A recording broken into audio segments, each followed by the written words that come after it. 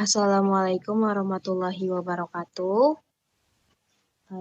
Baiklah, perkenalkan kami dengan beranggotakan kelompok Dayang Ayu Wandira dan Hairunisa Afika dan saya sendiri Velen Pramestia Anantasa yang akan mempresentasikan soal aspek KPS materi gaya SMP. Nah, untuk teman-teman dipersilakan menyimak materi dan selanjutnya akan saya serahkan ke Dayang Ayu. Baik, terima kasih moderator. Baik, untuk soal yang pertama yaitu mengenai aspek mengamati. Di sini soalnya perhatikan gambar berikut.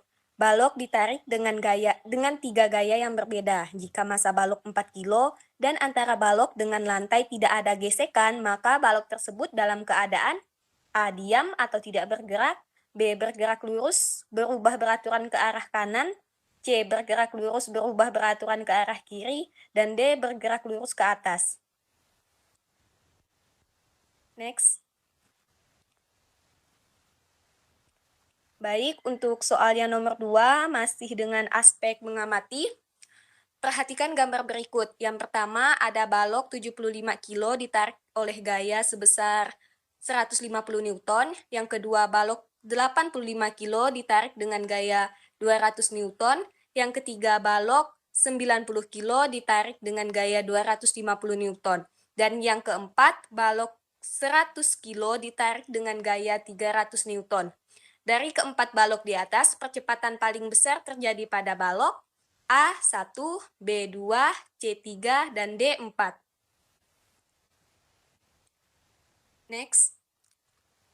Untuk selanjutnya yaitu masuk ke aspek klasifikasi.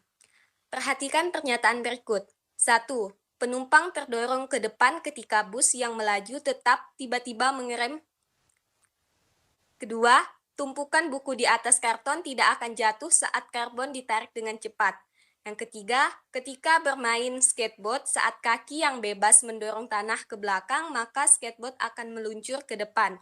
Yang keempat, dayung perahu ke belakang, maka perahu bergerak ke depan.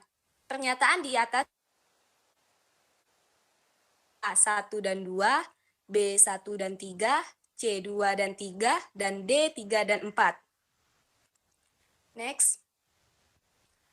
Baik, untuk nomor selanjutnya masih mengenai aspek klasifikasi. Perhatikan gambar di bawah ini. Nah, teman-teman bisa lihat gambar nomor 1, 2, 3, dan 4. Peristiwa manakah yang menunjukkan hukum 2 Newton? A1 dan 2, B1 dan 3, C2 dan 3, D3 dan 4.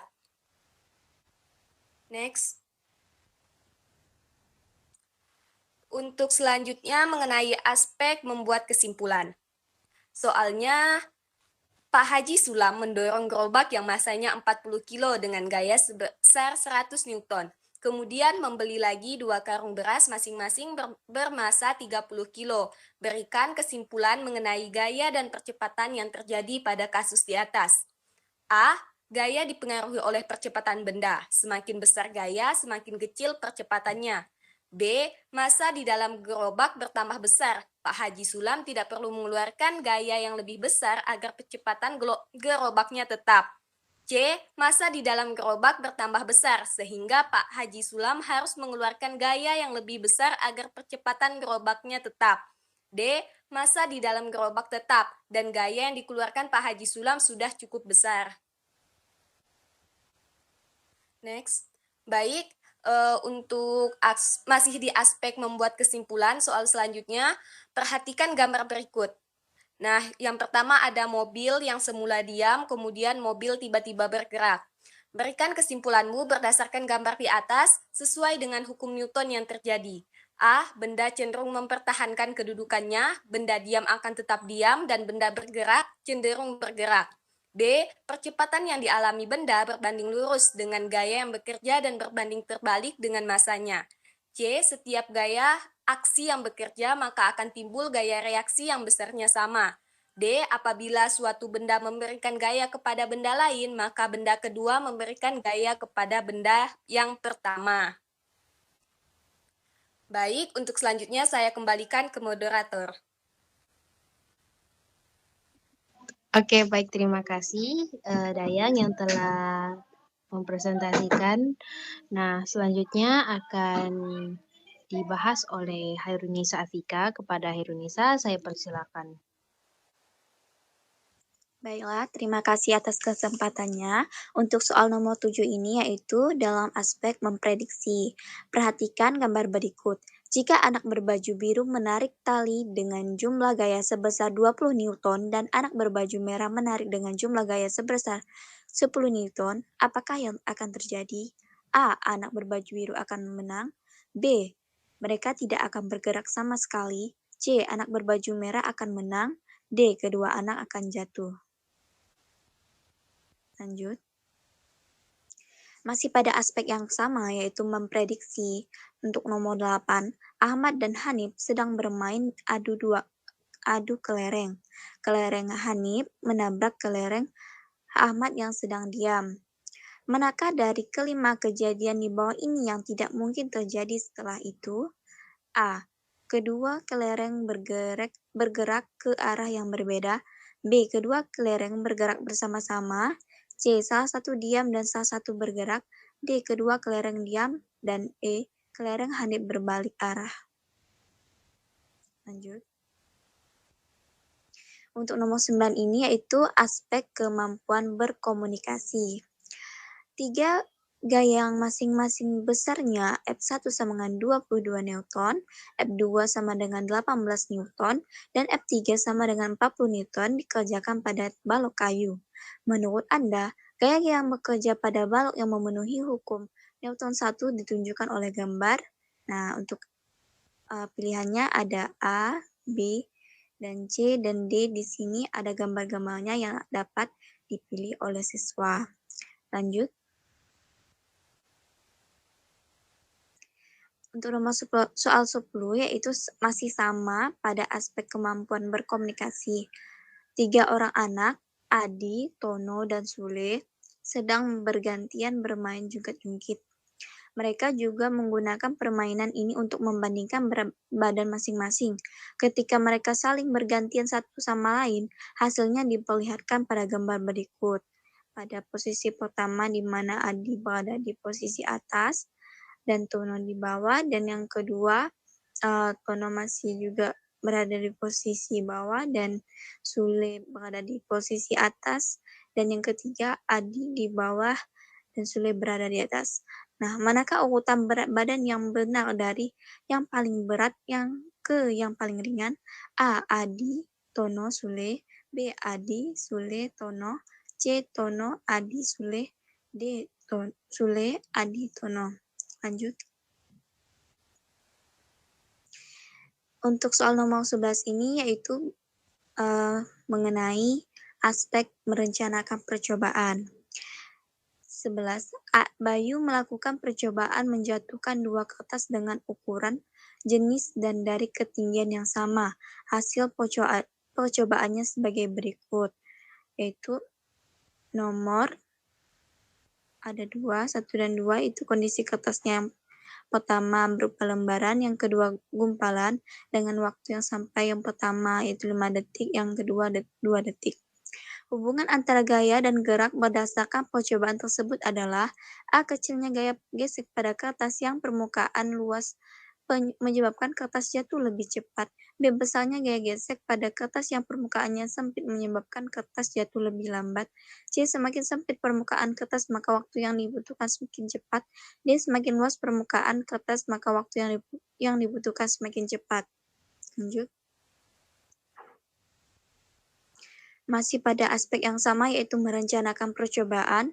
Nomor 12, Banu melakukan percobaan menggelindingkan 4 buah tabung. Keempat tabung memiliki ukuran yang sama tetapi memiliki kekasaran permukaan yang berbeda.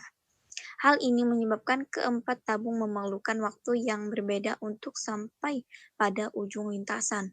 Pernyataan yang tepat tentang hubungan gaya dan gerak pada percobaan tersebut adalah A. Semakin kecil gaya gesek antara permukaan lintasan dan tabung, semakin lama waktu yang dibutuhkan. B. Semakin besar gaya gesek antara permukaan lintasan dan tabung semakin lama waktu yang dibutuhkan.